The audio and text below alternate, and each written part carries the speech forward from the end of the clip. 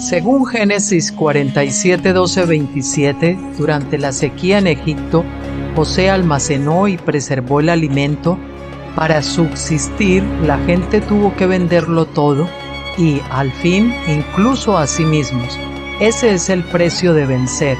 Así es en este tiempo del fin, donde conseguir el alimento para entrar al reino y conquistar nuestra tierra, que es Cristo, formado en nosotros, nos costará renunciar a todo, incluso a nuestra propia vida.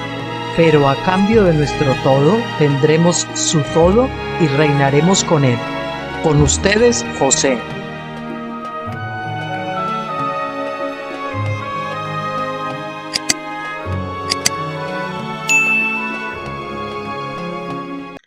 Muy buenas tardes, noches a todos ustedes. Hoy un poquito más tarde de lo habitual, aproximadamente hora y media o 2 horas más tarde de lo habitual, pero aquí estamos, gracias al Señor. Hoy es día 27 de enero del 2025 y aquí en España ahora son las 8:06 de la tarde.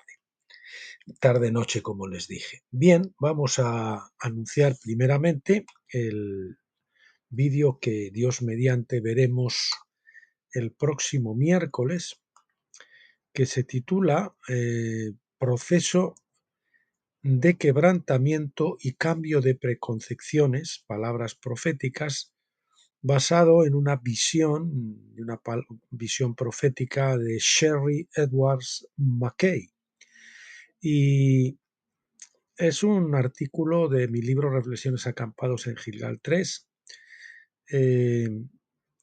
Saben que es un libro que se puede descargar gratuitamente en nuestros blogs y que también se puede adquirir en Amazon, tapa blanda o formato electrónico, cualquiera de ellos, en formato Kindle.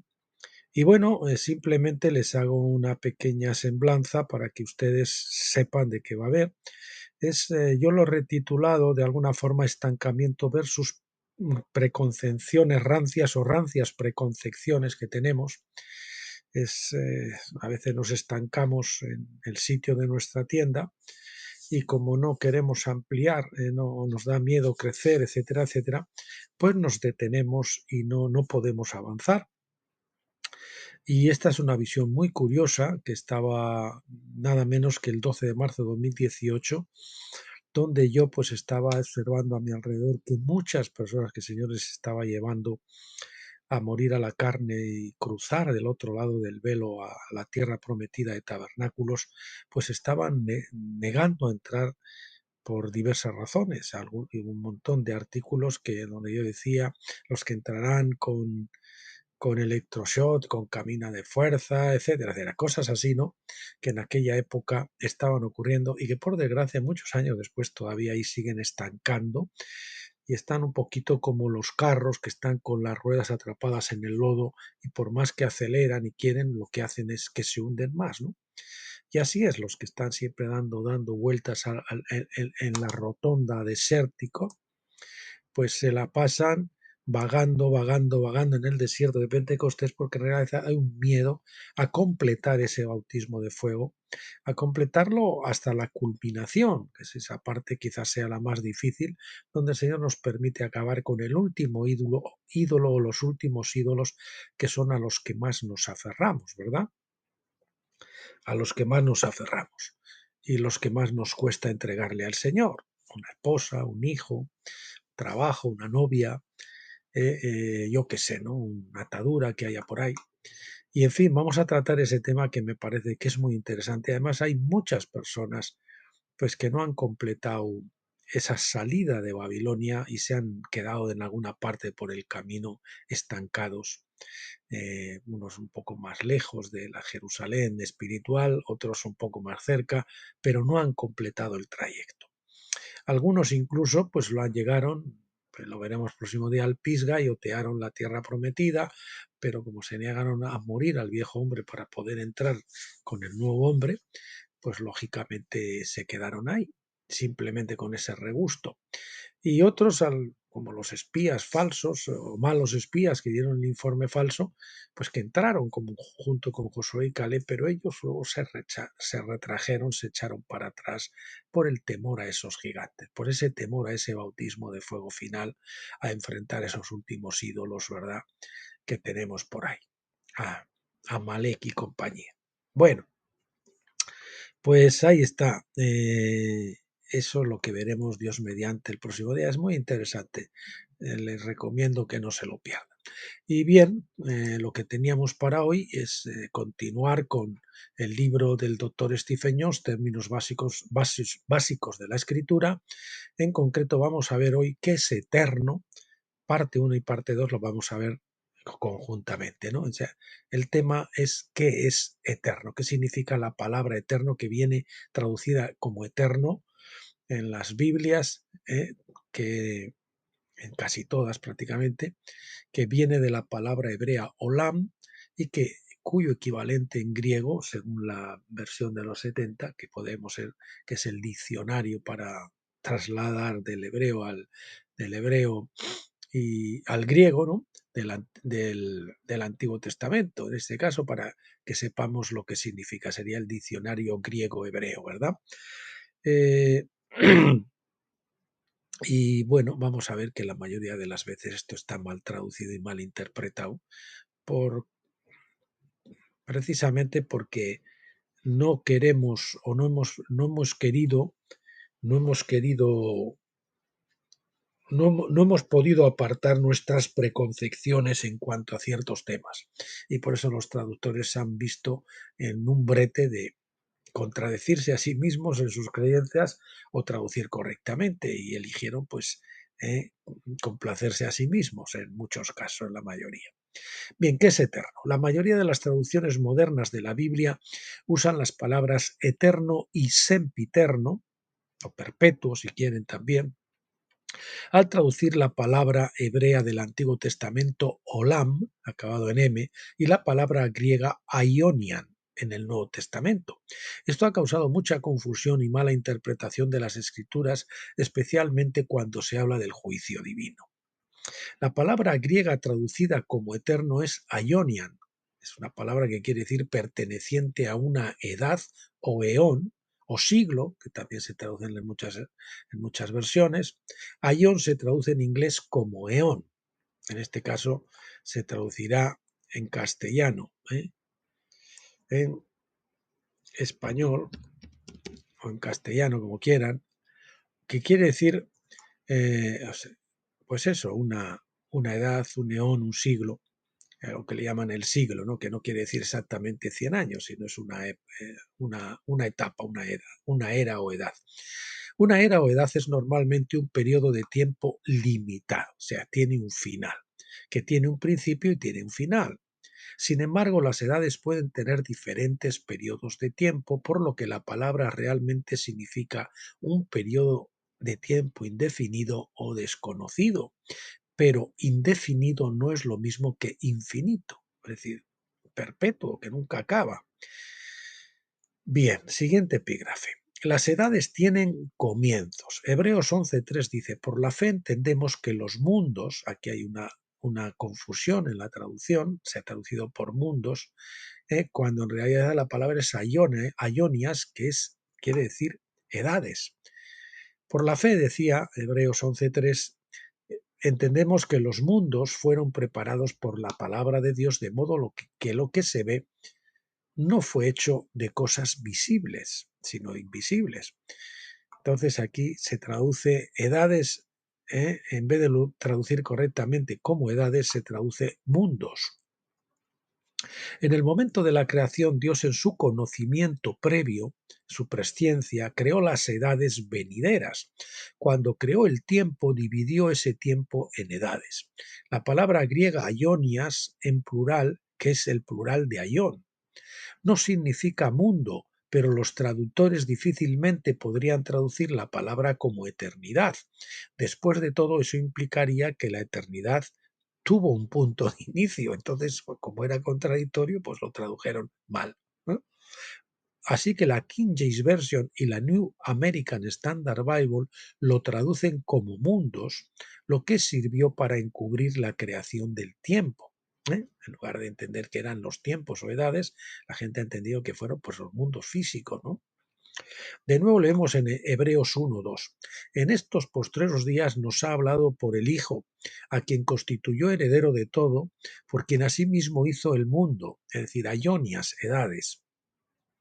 La King James Version dice por quien también hizo los mundos, en este caso, ¿eh? Del mundo,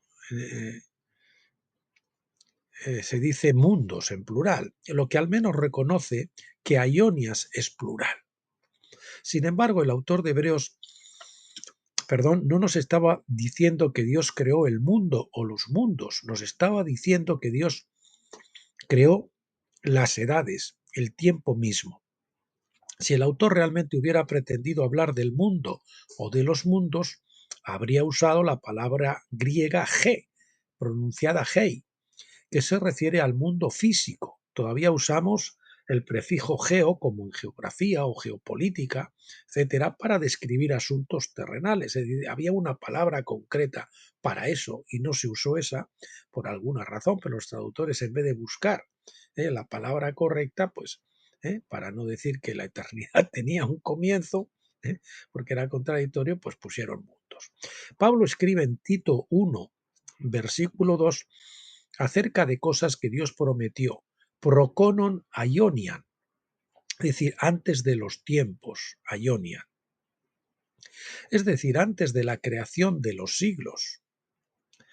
Procronon, cronon viene de cronos, de tiempo, procronon, es decir, antes de los tiempos, aionian, y aionian hemos dicho que era edades, por lo tanto, es decir, antes de la creación de los siglos o edades, o eras, como quieran. No tendría sentido traducir esto antes de que comenzara la eternidad. Así que la New American Standard Bible lo traduce hace mucho tiempo. La King James Version lo traduce antes de que el mundo comenzara. Es fácil ver cómo los traductores se esforzaron por reconciliar las palabras de Pablo con su noción preconcebida de que aionian significa eterno. Esa es su concepción preconcebida. Y tratando de reconciliar, pues lo que hicieron es ocultar la creación de las edades por parte de Dios. Segundo epígrafe. Las edades tienen finales. En Mateo 13, del 39 al 40 leemos.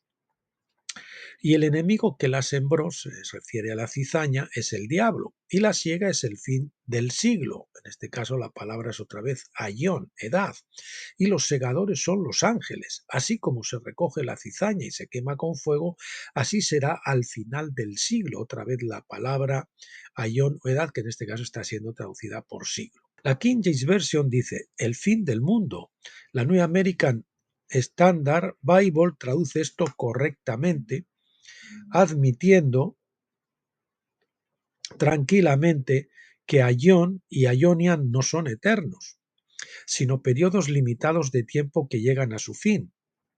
Jesús les dijo a sus discípulos en Mateo 28:20, enseñándoles a guardar todo lo que os he mandado, y he aquí, yo estoy con vosotros para siempre.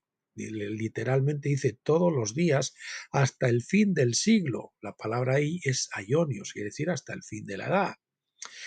¿Qué edad era esta? Estaba hablando específicamente de la edad pentecostal que se avecinaba. Era el tiempo desde su ascensión hasta su segunda venida. Se refiere a la edad pentecostal. Ahora bien, esto no significa que su presencia cesará con su segunda venida. Su presencia, de hecho, será realzada cuando regrese. No obstante, quería inculcarles a los discípulos y a la Iglesia en general que su presencia estaría con ellos todos los días, aunque enfrentaran persecución o incluso la muerte. Siguiente epígrafe, cuando aionian se aplica a Dios. Pablo dice en 1 de Timoteo 1:17, según la versión New American Standard Bible, que dice, por tanto, al Rey de los siglos, aquí la palabra es ton aionon, que quiere decir de los siglos, Inmortal, invisible, al único Dios sea honor y gloria por los siglos de los siglos. Aionias ton aionon. Quiere decir los siglos de los siglos, o se podría traducir las edades de las edades, ¿verdad? Amén. Si bien no dudo que Dios es eterno, el texto griego dice Rey de los siglos.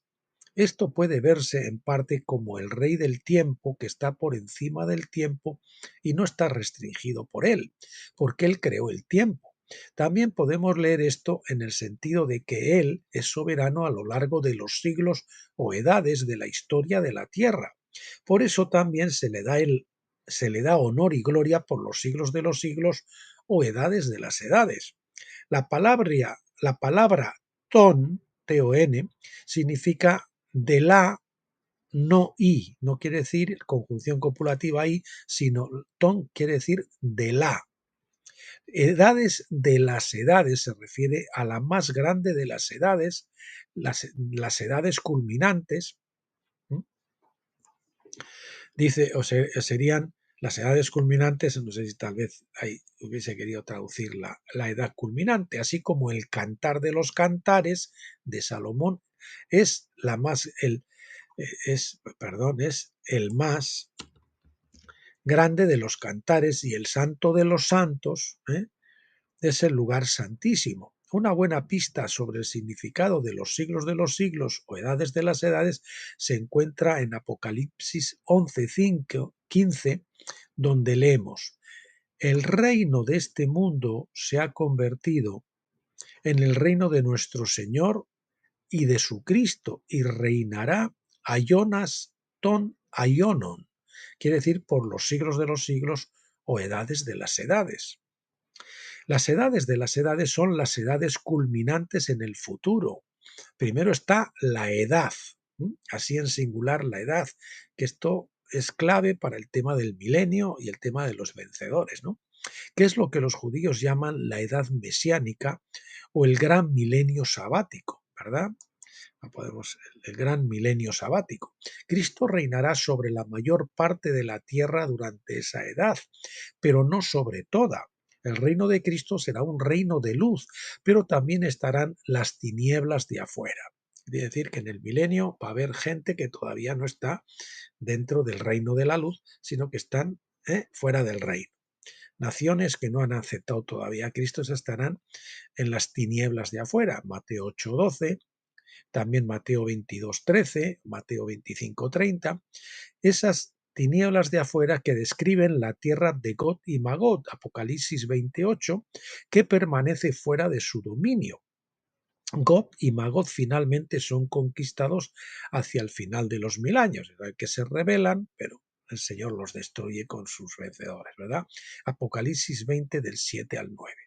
Momento en el cual el reino de Cristo lleno de luz cubrirá toda la tierra y disipará toda oscuridad, como dice la profecía, cubrirá toda la tierra como las aguas cubren el mar, lo cubren al 100%, pues la tierra será al 100%, eso será al final del milenio. El juicio final ante el gran trono blanco no puede tener lugar hasta que todo haya sido sometido bajo Cristo. Solo entonces los muertos serán convocados a la corte para prepararse para la edad final del juicio, del gran trono blanco. Luego viene la edad final del juicio. En Apocalipsis 20:11, en la edad final de juicio en Apocalipsis 20:11.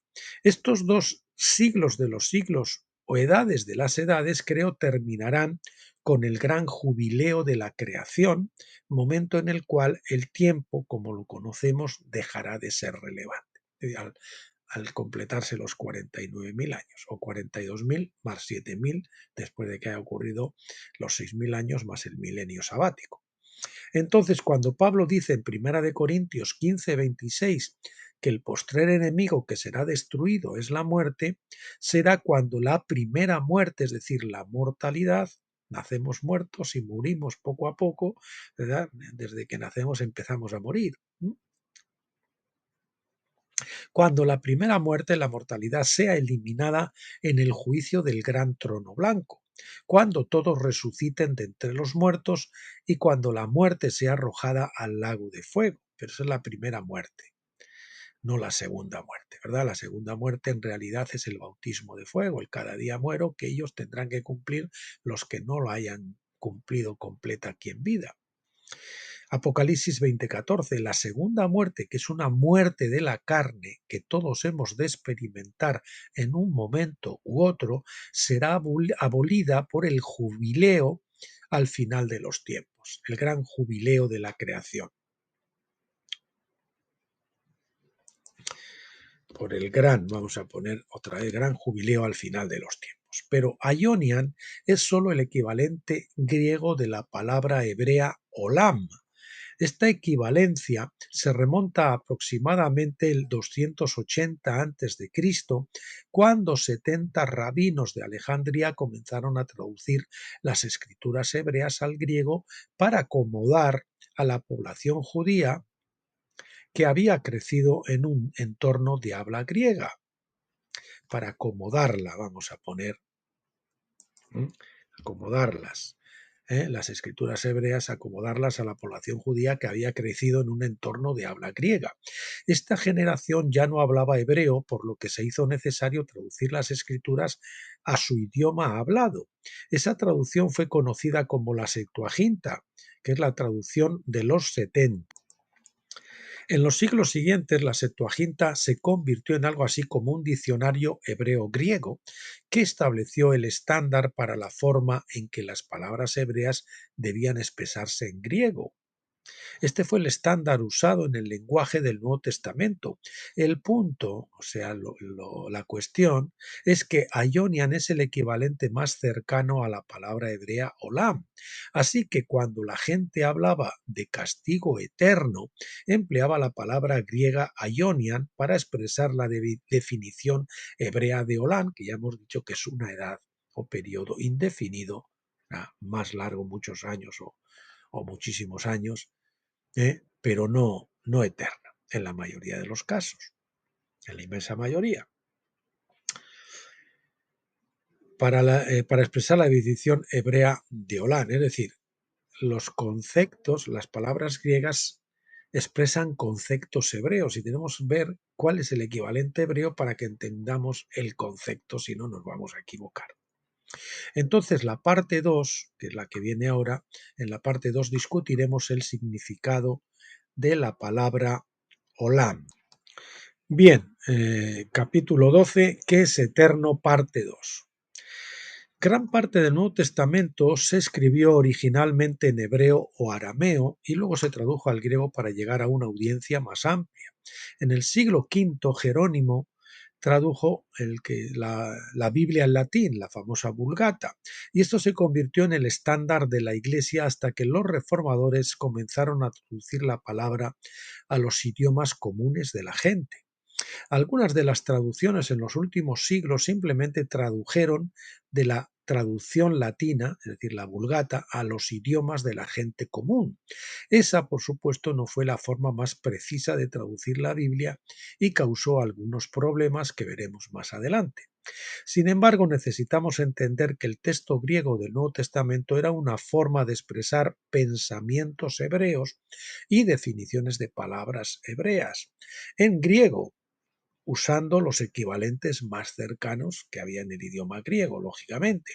Por esta razón, cuando estudiamos palabras griegas clave en la Biblia, debemos definirlas en términos de sus equivalentes hebreas. Es decir, la palabra Ionian, independientemente de su definición griega, debe definirse según su equivalente hebrea Olam. La Septuaginta, es decir, la versión de los 70, fue la traducción al griego del Antiguo Testamento traducido por 70 rabinos en Alejandría, Egipto, comenzando alrededor del año 280 a.C. La Septuaginta sirvió como una especie de diccionario hebreo-griego porque estandarizó las palabras griegas que mejor expresaban los equivalentes hebreos. Esta es una de las claves para entender las palabras griegas usadas en el Nuevo Testamento. La mayoría de las palabras no hacen mucha diferencia. pues no tienen mayor importancia, pero algunas de ellas sí son extremadamente importantes, como en el caso de la palabra olam. Entre estas está la equivalencia entre aionian y olam. Siguiente epígrafe, el significado de la palabra hebrea olam. Olam proviene de la raíz alam, que quiere decir esconder. Las raíces de las palabras hebreas se escriben con 3 letras y siempre son verbos. El verbo es el lenguaje de la acción y es el trasfondo de la distinción de Pablo entre las gracias y las obras, entre la gracia y las obras en el asunto de la justificación.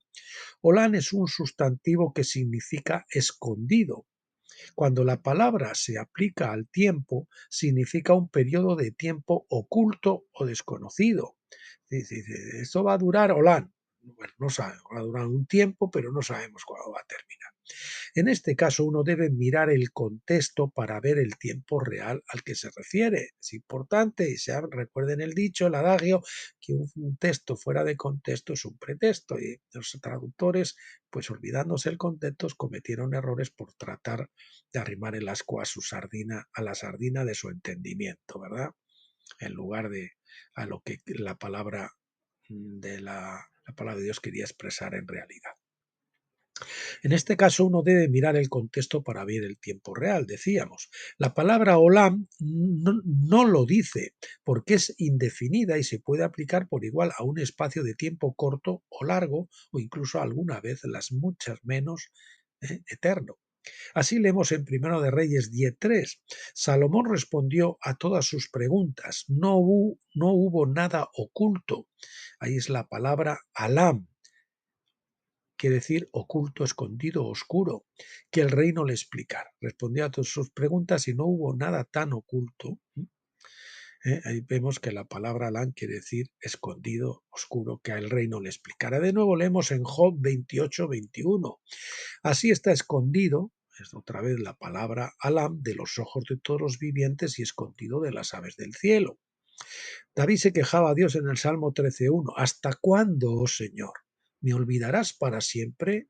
Esa palabra es netshach, netshach, N-E-T-S-A-C-H, que quiere decir propiamente una meta, es decir, el objeto brillante a distancia hacia el que se viaja.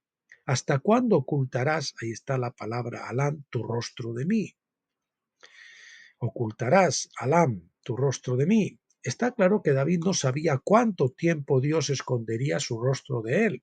Sin embargo, la palabra hebrea de Shach pinta un cuadro de la brillante y espléndida respuesta que viene hacia él. Sin embargo, nuestro punto principal aquí es mostrar que la palabra Alam se traduce como ocultar o esconder. A Aarón y sus hijos se les otorgó, se les otorgó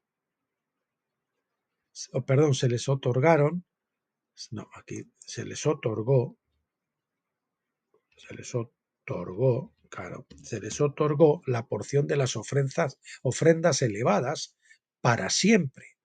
A Aarón y a sus hijos la palabra se dice para siempre, perpetuamente o permanentemente. Olam, esa es la palabra Olam en Éxodo 29:28. Eso es como se ha traducido, ¿verdad? Para esto, pero esto se le dice para siempre, perpetuamente o permanentemente, pero no es correcto, porque en Éxodo 29:28 se haya dicho así. Pero esto solo duró hasta que tuvo lugar el cambio de sacerdocio, Hebreos 7:22. O sea, lo que se ha traducido como eterno o para siempre, pues resulta que iba a durar por un tiempo nada más. Hebreos 7:12, cuando Cristo vino como sumo sacerdote de la orden de Melquisedec.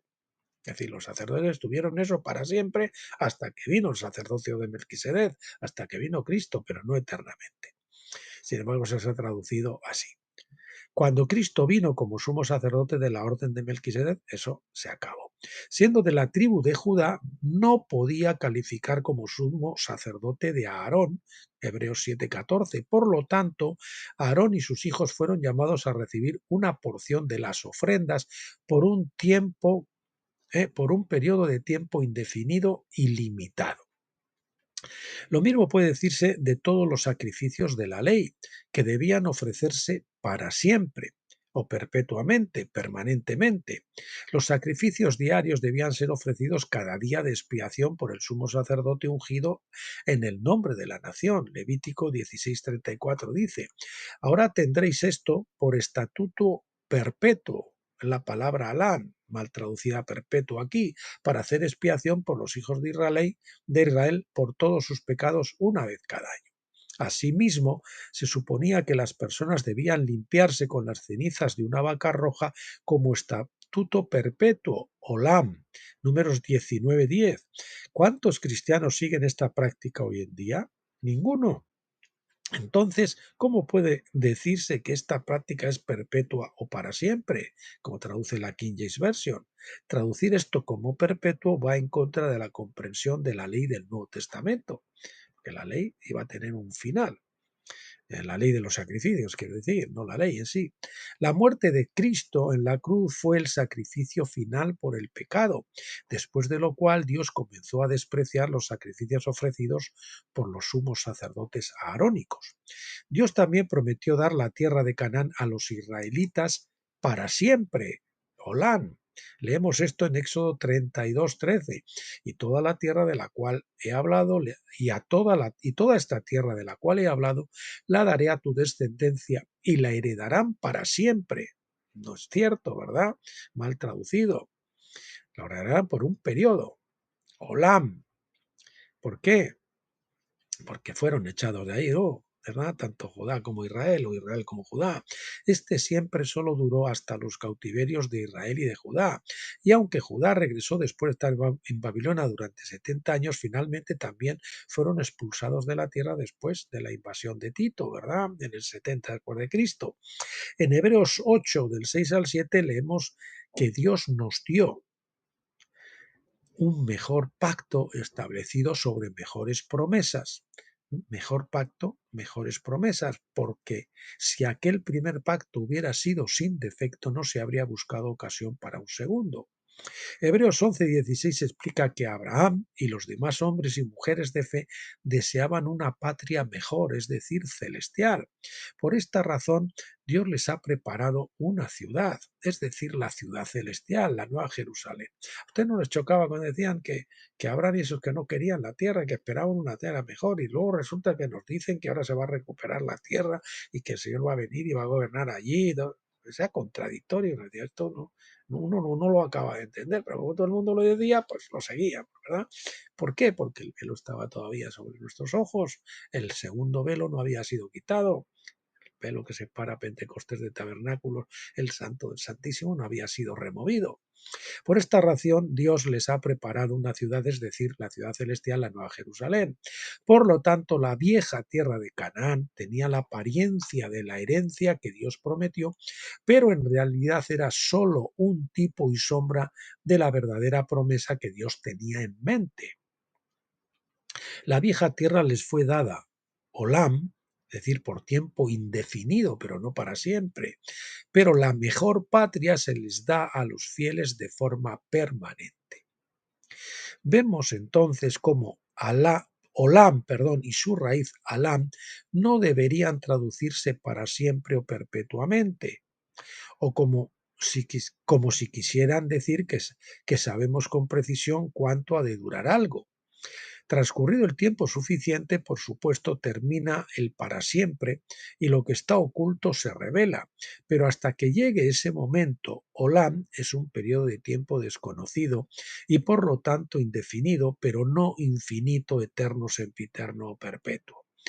La concordancia de Jung y la traducción literal de Jung traducen Olam como perdurable en el tiempo. Aquí tenemos unas traducciones correctas de las pocas que hay. La Biblia enfatizada de Rotherham lo traduce como perdurable.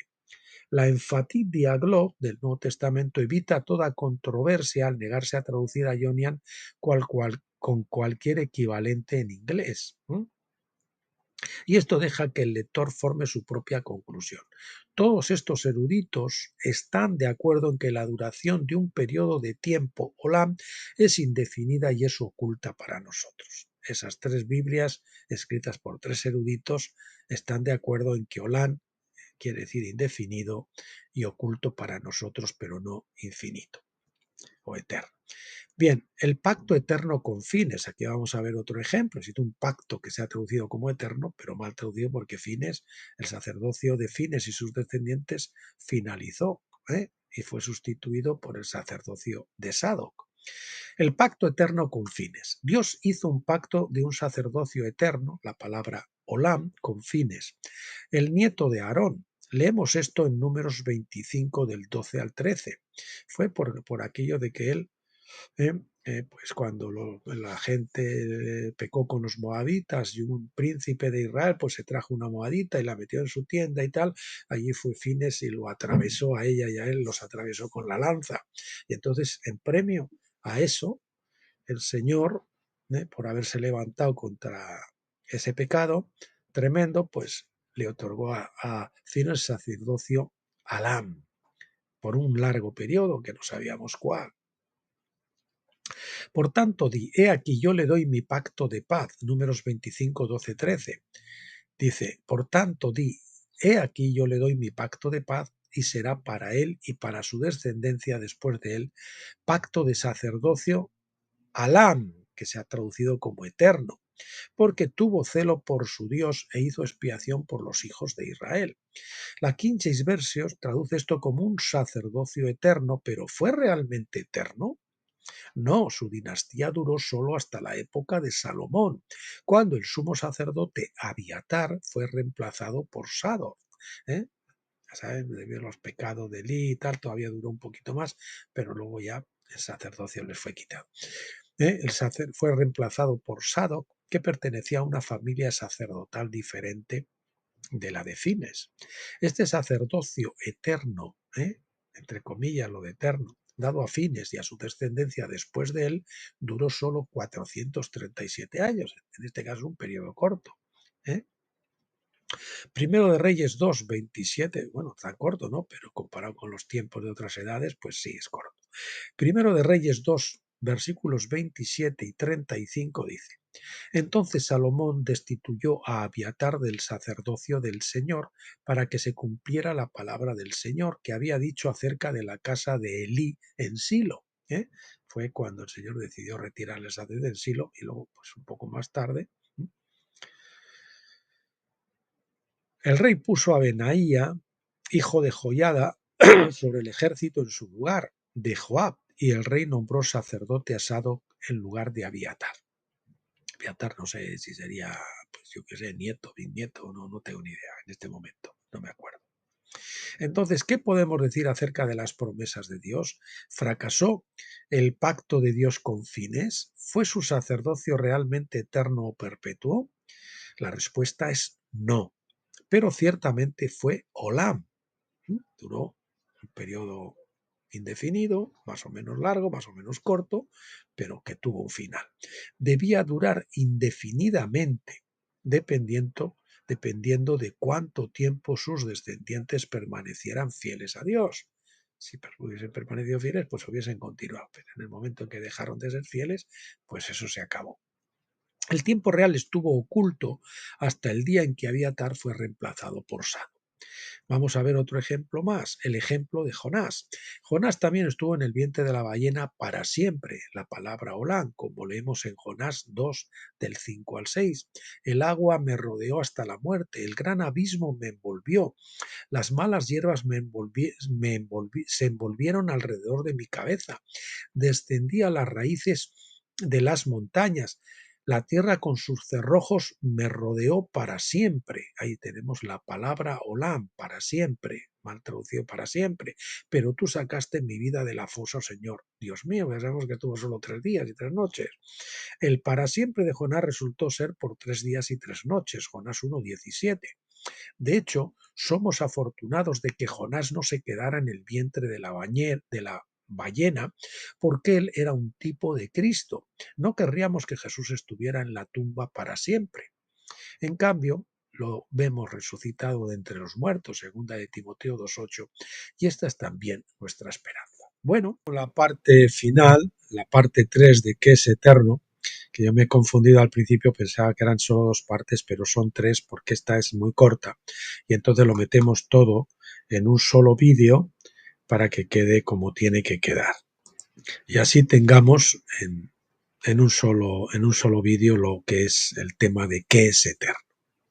Bueno, las lenguas evolucionan continuamente. Quienes hablan la misma lengua en distintos lugares acuñan nuevas palabras, al tiempo que las palabras más antiguas adquieren nuevos significados. Pronto, quienes hablan la misma lengua apenas pueden entenderse entre un sitio y otro y se dice que hablan lenguas distintas. Es decir, el lenguaje ha podido variar y tenemos que tener en cuenta eso también. En la época de Cristo, el idioma comercial de esa parte del mundo era el griego, establecido por Alejandro Magno unos siglos antes, pero el griego clásico difería del griego común, koiné. Lo mismo ocurría con el latín. El latín era el idioma de los patricios, políticos y poetas de clase alta. Durante muchos años fue hablado por muchas personas fuera de la propia Roma. De hecho, la mayoría de la gente en Italia aprendía griego antes de aprender latín. La gente común hablaba muchos dialectos diferentes. Cuando Pablo escribió a los santos en Roma, no escribió su epístola en latín, sino en griego. De hecho, había poca necesidad de una Biblia latina en Roma. Cuando la Biblia se tradujo por primera vez al latín, más de un siglo después, procedía del norte de África y estaba escrita en latín antiguo, que era bastante diferente del latín hablado en Roma. Cuando Jerónimo tradujo la Biblia al latín, en el 380 después de Cristo, su Vulgata, que así se llamaba, pronto estandarizó el idioma mismo. A medida que crecía el poder de la Iglesia, la Vulgata latina reemplazó gradualmente a la versión Septuaginta griega de las Escrituras que había dominado la Iglesia durante siglos, la versión Septuaginta griega de las Escrituras que había dominado en la Iglesia durante siglos. Cuando Jerónimo llegó a la palabra griega aion, tenía 2 palabras latinas para elegir: seculum, que quiere decir mundo, secular, y aeternus, que significa eterno o eternidad. Las usó indistintamente y la mayoría de nuestras traducciones al inglés moderno simplemente siguen el ejemplo de Jerónimo usando eterno y mundo.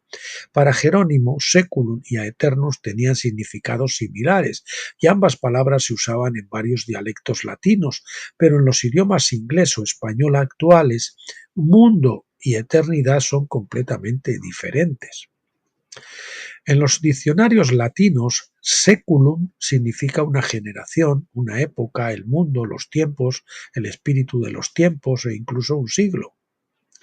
Los asuntos seculares son los asuntos mundanos, en oposición a los asuntos espirituales o celestiales.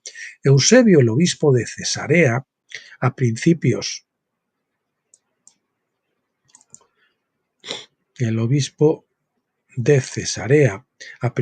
del siglo IV, escribió que los magos que han existido alguna vez a lo largo de los séculos,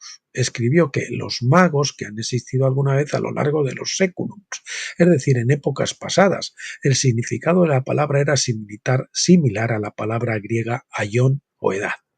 De las 130 veces que se encuentra aion en el Nuevo Testamento, Jerónimo la tradujo como seculum 101 veces.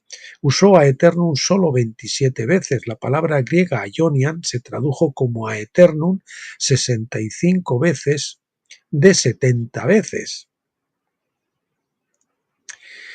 Dice aquí una nota: nos espera una sorpresa extraordinaria cuando consideramos 2 versículos en los que la Vulgata es, por decirlo menos, desconcertante. Hemos estado calculando que el latín in aeternum de la época de Jerónimo, el latín in aeternum, vamos a poner aquí con esto, de la época de Jerónimo significa por la eternidad o en la eternidad, lo que sea que haya significado 200 o 300 años antes de su tiempo, está más allá de toda duda que por séculum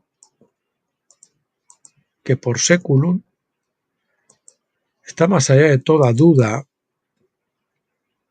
que por séculum Jerónimo Perdón, estoy leyendo mal, discúlpenme, déjenme que lo coja desde más atrás.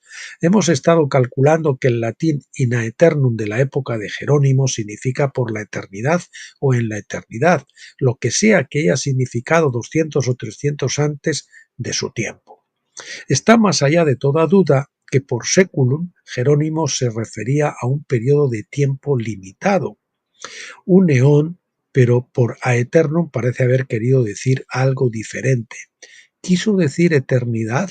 ¿O todavía se usaba esta palabra latina en la forma vaga en que se había usado mucho antes de su tiempo, con el significado de un tiempo futuro indefinido?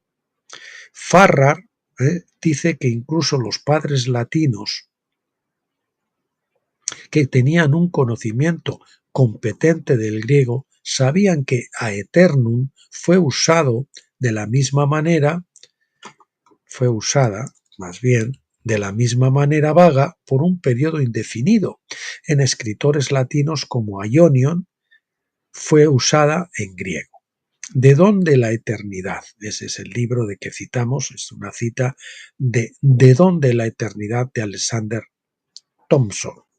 El emperador Justiniano, a quien hemos identificado como el cuerno pequeño en Daniel 7, versículo 8, en la King James Version, convocó un concilio de la Iglesia en el año 540 después de Cristo para estandarizar las doctrinas. Su objetivo en particular era establecer un castigo sin fin para los malvados y una vida sin fin para los justos.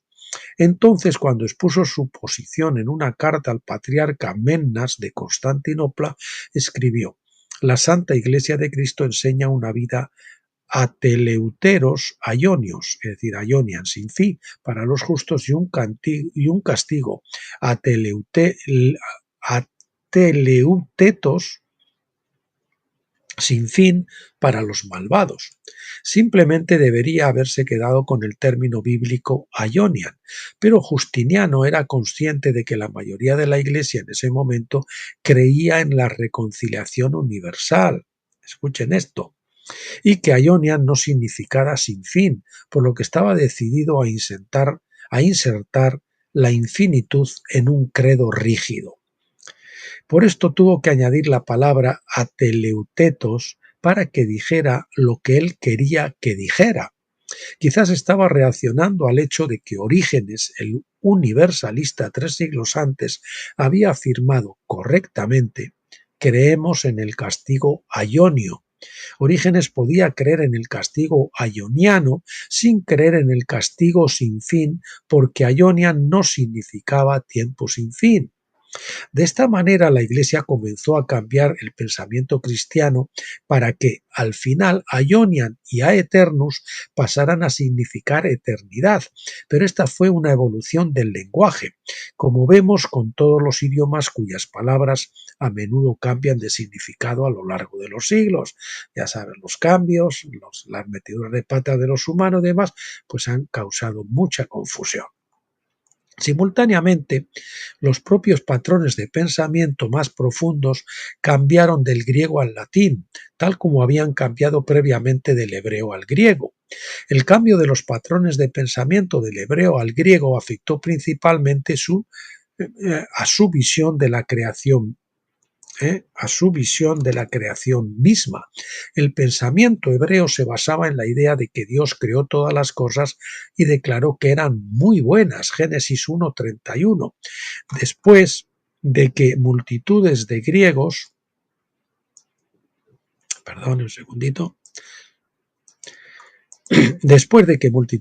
griegos, se convirtieran, la falta de suficiente enseñanza hizo que prevalecieran los patrones de pensamiento griegos, creyendo que la materia era inherentemente mala y creando una mentalidad dualista. El objetivo de la historia se dio la vuelta.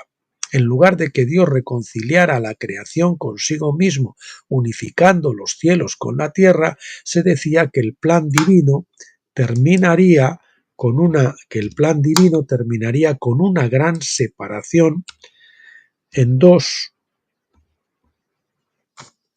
Vamos a ver, el plan divino terminaría con una gran separación en dos reinos, el bien y el mal, la luz y las tinieblas, el cielo y el infierno. Eso fue porque la mentalidad griega permeó en la Iglesia de los tiempos, lo mismo que la mentalidad griega había permeado la mentalidad hebrea anteriormente. Este problema se agravó aún más en la transición de los patrones de pensamiento griegos a latinos. En lo que se refiere a la relación entre Dios y el hombre, la Iglesia griega comenzaba con Dios, cuya revelación expresaba su relación con el hombre. Sin embargo, la mentalidad de la Iglesia latina era todo lo contrario, comenzaba con el hombre y su relación con Dios. En la práctica, esto significó que en lugar de comenzar con una visión del amor y la gracia inconmensurables de Dios, junto con sus promesas del nuevo pacto al hombre, la visión latina se centró en el hombre como un pecador caído y culpable, siendo el hombre el centro de las cosas. Se atribuyó al hombre el poder de frustrar la gracia de Dios por el poder de su propia voluntad, es decir, el enano venciendo al gigante. En otras palabras, se pensaba que la voluntad del hombre era más poderosa que la voluntad de Dios. Dios deseaba poder salvar a todos, pero ¡ay! Su voluntad no podía anular la voluntad del hombre. Pobrecito Dios. Tal creencia solo podría terminar en el dualismo y la separación final de la humanidad en dos reinos, un pequeño reino llamado cielo y un reino muy poblado llamado infierno. Unos pocos eran los elegidos para la salvación, mientras que las masas estaban condenadas a perderse para siempre. La reconciliación universal fue, con mucho, la visión más ampliamente aceptada de la Iglesia primitiva hasta que fue atacada en el año 400. Fíjate que hubo 4 o 5 siglos en que ese fue el pensamiento predominante. De hecho, el mismo Jerónimo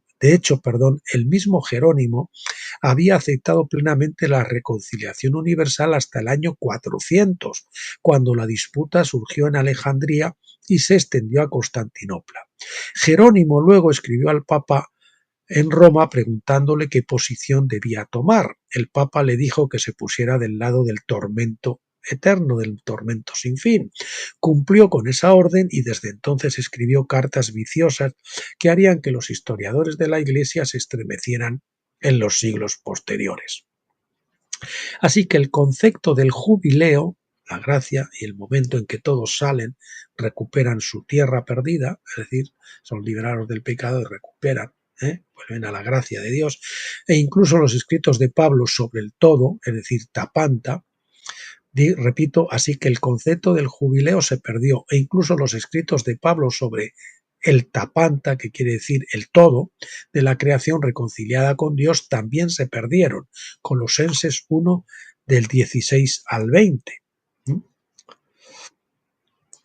Los escritos de Pablo se empezaron a leer con la noción preconcebida de que Aión era la eternidad, por lo que la reconciliación de todas las cosas se limitó en gran medida a unas pocas cosas. Qué desgracia, ¿verdad? Una vez que los escritos de Pablo fueron modificados de esta manera, la Iglesia latina pudo encajar sus enseñanzas en su visión dualista del universo. Ya saben, los buenos, los malos, cielo y tierra, cielo y tierra o cielo e infierno. Bien. Bueno, pues aquí, señores, hasta ahora sí. Para la próxima vez vamos a ver la parte de que veamos este libro, abordaremos qué es el rapto, parte, no sé cuántas partes tiene, vamos a ver si lo podemos meter en uno, en 2 vídeos o en qué lo podremos hacer. Pero veremos qué es el rapto, cómo hay que entenderlo bajo la luz de tabernáculos, no como nos lo han contado. Bien, pues hasta aquí por hoy, mis queridos amigos y hermanos, un poquito más largo para meter esos 3 partes que hablan de qué es eternos en un solo vídeo, y así nos ahorramos tener que ver los 3. Y nada, pues encomendarles a la gracia del Señor Jesucristo, pedirle que los bendiga a todos con la maravillosa luz de la Shekinah en tabernáculos, que ese velo de Pentecostés sea eliminado para que podamos pasar del santo al lugar santísimo y entender con perfecta nitidez las escrituras. Y hasta entonces, como siempre, hasta el próximo miércoles, Dios mediante, hasta entonces, pásenlo bien.